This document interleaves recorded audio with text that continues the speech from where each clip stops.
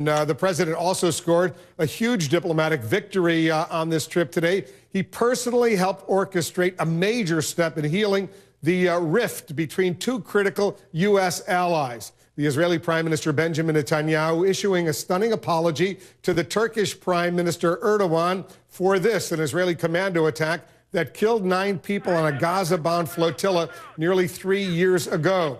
Our senior international correspondent, Ivan Watson, is now joining us from Amman, Jordan. Ivan, you're based in Turkey right now. I got to tell you, for all the things the president may have done over the past 48, 72 hours on this trip to the Middle East, clearly the most productive is healing this, at least getting the start of a healing process between these two U.S. allies, Turkey and Israel.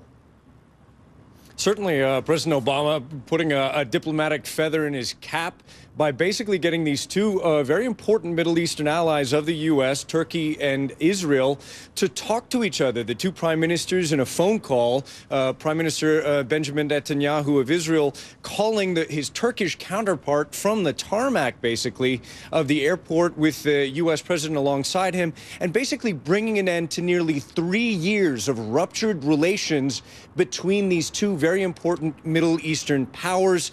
The Israeli prime minister essentially apologizing to the Turkish prime minister for the killing of these 8 Turks as well as 1 American citizen aboard that flotilla under the cover of darkness. And the two prime ministers discussing the possibility of Israel paying compensation to the families of the victims. Here in Jordan, the American president spoke about this tarmac diplomacy. During my visit, it appeared that the timing was good for that conversation to take place. I discussed it with Prime Minister Netanyahu, and both of us agreed that the moment was right.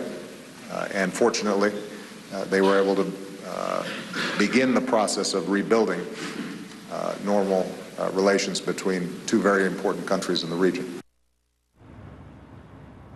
So the Turks have welcomed and welcomed the apology, and this has begun a process of removing basically a headache that the U.S. didn't really need in a very turbulent part of the world, Wolf. Turkey, a major NATO ally, Israel, a major ally of the United States as well, and they've also agreed to resume full ambassadorial diplomatic relations, a significant achievement for President Obama in bridging this gap, and a major concession by the Israeli prime minister to apologize and offer compensation for the deaths of those people on that flotilla to Gaza. Ivan, thanks very, very much. Back here in Washington, what could be a major development in the push